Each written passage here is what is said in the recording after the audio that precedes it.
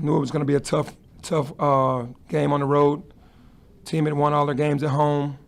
First conference game against us. Knew they were going to be fired up, and just blessed to be able to get out of here with a win. Question. Penny, I know it's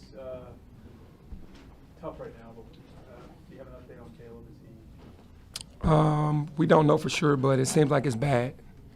It's not good. What did you? I mean, it looked like he slipped. He didn't slip. It just gave out.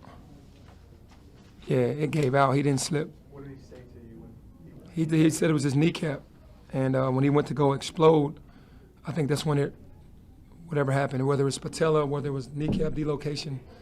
I mean, dislocated his kneecap or patella, one of those. The second half, is that just guys being distraught by what they saw? I mean, that was obviously a horrific scene with Caleb. As much as what you want to say, it wasn't. He was out there on the table just crying his eyes out. And it's hard for his teammates to look at that because he's a fifth-year senior that came here to do things differently and want to, finish his career out on a high note and then end up, getting could be season-ending injury with the way that we're playing. That was tough on everybody. So you're reserving, you're not thinking one way or the other until you get official diagnosis? Yeah, I'm just going to wait until the official diagnosis. Can you describe what happened on the last play, coming out of the timeout and working the clock down and then putting the ball in JQ's hands? Yeah, it was a new play. Obviously, JQ threw it to Nick, and Nick threw it back to JQ, and JQ made a play. It wasn't the play that I initially ran, but there was a wrinkle to it, and JQ made a big shot. Aside from Caleb's injury, what do you think kind of fundamentally went wrong or different in the second half when you guys were up 14 and kind of hammering that team? Yeah, they picked up their energy. They did a great job. I told Coach I watched a lot of their games, man. They do a great job here. So, you go out in the second half up 14, thinking that you have the game won. The game is nowhere near over, obviously, as we saw. And I've watched enough film on them where teams have had them down here at home 5-6 times, and they come back every time and make heroic plays. So they've been in that position before. Thank God we've been in close games as well. And out of our 14 games, we probably won 9 or 10 of them, very close games. So we didn't panic. They made the shots they had to make, and we ended up closing it out. I know your frustration level was kind of through the roof, obviously, after Austin Peay, and it seems to be high now. But at least tonight, do you give your team a certain amount of a pass, right, after what happened in the first half, what they experienced? Yeah, for sure. Yeah, I mean, no matter how I try to, think about the game, it's still hard to watch your brother down there. I mean, he was crying. Like, I know my he feels like his season is over. So, I mean, that doesn't sit well with the guys. I don't know, just how do you digest something like that in the moment? I mean, you came out and helped Daryl and Darby carry him off, and you got all that going in your head, and you've got the game to worry about, and now you've got a quick turnaround with SMU coming into town on Sunday. How do you even begin to,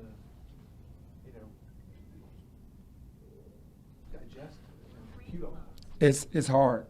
It really is hard because I thought about, forget the young man's name, was in West Virginia doing the NCAA tournament when Bob Huggins was there, and he knew that his season was over. Really good player, probably his best player.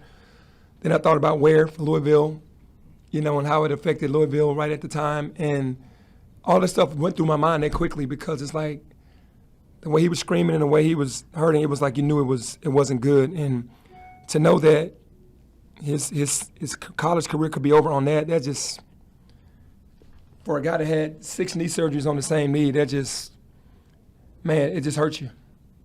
You obviously seen a lot of basketball from different vantage points at different levels. What does it take for a team to get out of that mental shock, moving forward here and kind of rally behind Caleb?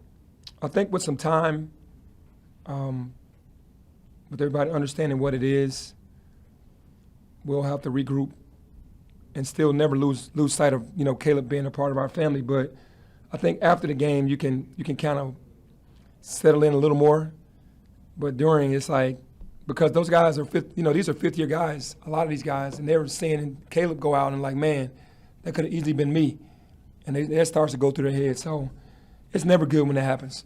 Coach, it looked like Quinterly had lost his composure a little. He tried to foul Williams on the trip down court, then he made the out-of-bounds foul with the clock stopped, butting his head into Haggerty, but you were still happy to see him take that last shot. I guess you have a lot of trust in him in that regard. Yeah, I do have a lot of trust in him. I was obviously a little disappointed that he lost his composure. Haggerty fouled him at half court, and all he had to do was bring the ball back out, and he lost the ball. Yeah. And then he came down after a score, and then gets the offensive foul, and then now you're losing it. You got to be more composed than that. Was definitely happy that he composed himself enough to come back and hit the shot, but fifth-year senior, we want to go a long ways. Things like that are going to happen again. You just have to be able to control it. I'm sure he'll do better the next time. Last question. Penny, kind of a two-part question, but it seemed like maybe the last 8 minutes or so of the first half, there were glimpses of the team that, beat those top 25 teams for the first time in a couple of weeks there. What's it going to take to extrapolate that, right, and carry it over throughout the rest of the conference slate versus what we saw in the second half carrying over? Man, that's a good question. It's a tale of two halves. It's happened to us a lot this year. Happened at Ole Miss. Had a pretty good first half and then came out second half and imploded. Same thing today. Like I said, there was a lot going on with Caleb. So I'm going to scratch this one and just say we'll be better, moving forward. And you got to give Tulsa credit, man. They never gave up. They made shots the second half that they didn't make the first half. So let's not gloss over that this team didn't fight hard enough and make the shots that they needed to make. I mean, Carlos Williams, 4 for 6 from 3. One was a bank, but the other 3 were good shots. I mean, he hadn't made threes all year. So at the end of the day, they needed every last one of those shots to put themselves in position. They did, and we luckily got the victory. And then Naquan Tomlin was the second part of that question is, what did he show you tonight about what he can be for this team moving forward? Yeah, Naquan is super talented, man, and he is someone that's just willing to do whatever it takes for us to win. He got 25 minutes tonight, 7 rebounds. I mean, he's just, it's just getting his feet wet and still trying to learn new players, new system. Has to be shocking, but for him to be able to contribute like this, shooting at a high percentage, playing great defense, and rebounding the basketball, I mean, we're blessed to have him.